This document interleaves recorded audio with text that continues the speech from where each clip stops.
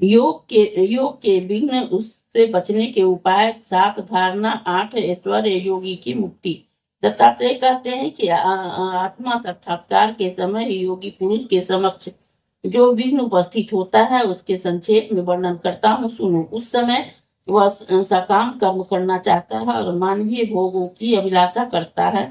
दान के उत्तमोत्तम फल स्त्री, विद्या, माया, सोना, चांदी, धन, सोने की आदि से अतिरिक्त वैभव, स्वर्गलोक, देवत्व, इंद्रत्व, रसायन संग्रह, उसे बनाने की क्रियाएं, हवा में उड़ने की शक्ति, यज्ञ, जल और अग्नि में प्रवेश करना, श्राद्धों तथा समस्त दानों का फल है तथा नियम, व्रत, इष्ट पूर्त और देव पूजा आदि से ही मिलने वाले फलों की इच्छा करता है।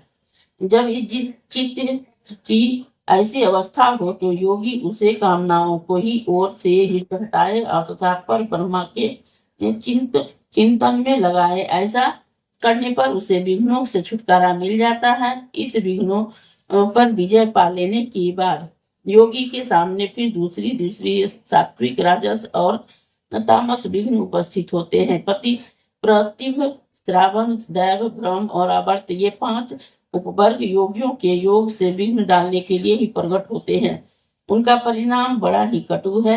जब संपूर्ण वेदों के अर्थ, काव्य और शास्त्रों के अर्थ, संपूर्ण विद्याएं और शिल्प कला आदि अपने आप योगी की समझ में आ जाए तो प्रतिभा से ही संबंध रखने के कारण वह प्रतिभा उपसर्ग कहलाता है। जब योगी सहस्त्रों योजन दूसरे से संपूर्ण शब्दों को सुनने और उसके अभिप्राय को समझने लगता है तब वह श्रवण शक्ति से संबंध रखने के कारण श्रवण उपसर्ग कहा जाता है। जब वह देवताओं की भांति 8 दिशाओं की वस्तुओं को प्रत्यक्ष देखने लगता है तब उसे दैव उपसर्ग कहते हैं। जब योगी का ही मन दोष के कारण सब प्रकार से आचरणों से भ्रष्ट हो निराधार भटकने लगता है तब वह भ्रम कहलाता है। जल से उठती हुई भंवर की तरह जब ज्ञान का आवर्त सब ओर से व्याप्त होकर चित्त को नष्ट कर देता है तब वह आवर्त नामक उपसर्ग कहा जाता है। इस महाघोर उपसर्गों से योग का ही नाश हो और जाने के कारण संपूर्ण योगी देवतुल्य होकर जो बारंबार आवागमन के चक्र से घूमते हैं, इसलिए योगी पुरुष शुद्ध, मनोमय, उज्जवल कंबल ओढ़कर पर ब्रह्मा परमात्मा में मन को लगाकर सदा उन्हीं का ही चिंतन करें। पृथ्वी आदि 7 प्रकार की सूक्ष्म धारणाएं जिन्हें योगी मस्तक में धारण करे। सबसे पहले पृथ्वी की धारणा है, उसे धारण करने से योगी को सुख प्राप्त होता है। वह अपने को ही साक्षात पृथ्वी मानता है, अतः पार्थिव विषय गंध का ही त्याग कर देता है। इस प्रकार से वह जल की धारणा से ही सूक्ष्म रस का ही, तेज से धारणा से सूक्ष्म रूप का, वायु की धारणा से स्पर्श का तथा आकाश की धारणा से ही सूक्ष्म प्रवृत्ति और शब्द का त्याग करता है। जब अपने मन में ही धारण के द्वारा ही संपूर्ण भूतों के मन में प्रवेश करता है तब उस मानसिक धारणा को धारण करने के कारण उसका मन अत्यंत सूक्ष्म हो जाता है।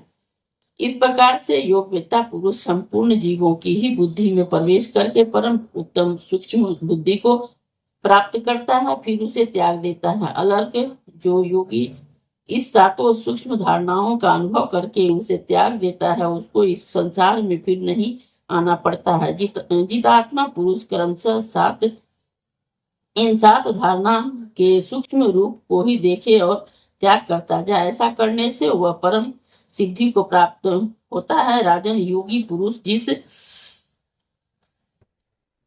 जिन भूत में राग करता है उसी आसक्त होकर ही नष्ट हो जाता है। इसलिए इन समस्त सूक्ष्म भूतों को परस्पर सशक्त जानकर जो उन्हें त्याग देता है उसे परम पद की प्राप्ति होती है। 5 भूत और मन बुद्धि से के इस 7 सूक्ष्म रूपों का ही विचार कर लेने पर उसके प्रति वैराग्य होता है, जो सद्भाव का ज्ञान रखने वाले पुरुष की मुक्ति का कारण बनता है।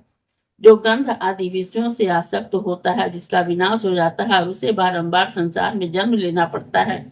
योगी पुरुष इस 7 धारणाओं को जीत लेने के बाद यदि चाहे तो किसी भी सूक्ष्म भूत में लीन हो सकता है। देवता, असुर, गंधर्व, नाग और राक्षसों के शरीर में भी वह लीन हो जाता है, किंतु उन्हीं कहीं भी आसक्त नहीं होता।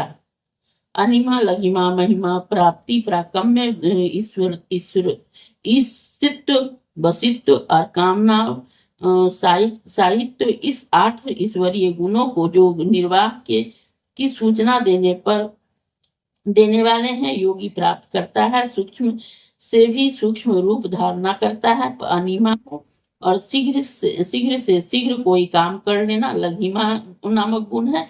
सबके लिए ही पूजनीय हो जाना महिमा कहलाता है। जब कोई भी वस्तु अपराय न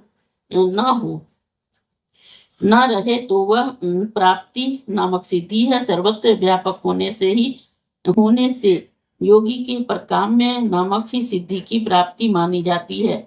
जब वह सब कुछ करने में समर्थ ईश्वर हो जाता है तो उसकी वह सिद्धि ईशित्व कहलाती है। सबको बस में कर लेने से वशित्व की सिद्धि होती है। वह योगी का 7वां गुण है, जिसके द्वारा इच्छा के अनुसार ही कहीं भी रहना और सब काम हो सके, उसका नाम कामावस्थायित्व है। ये ऐश्वर्य के साधनभूत 8 गुण है। मुक्त होने से उसका काम जन्म नहीं होता है, वह बुद्धि और नाश को भी प्राप्त होता है। न तो उसका क्षय होता है, न ही परिणाम पृथ्वी आदि भूत समुदाय से, न तो वह काटा जाता है, न ही भींकर गलता है, न जलता है, न सूखता ही है। शब्द आदि विषयों पर भी उसको लुभा नहीं सकते हैं। इसके लिए शब्द आदि विषय है ही नहीं, ना तो वह उसका भोगता है, न ही उससे उसका संयोग होता है। जैसे अन्य खोटे द्रव्यों से ही मिला और खंड खंड हुआ सुवर्ण जब आग में तपाया जाता है तब उसका दोष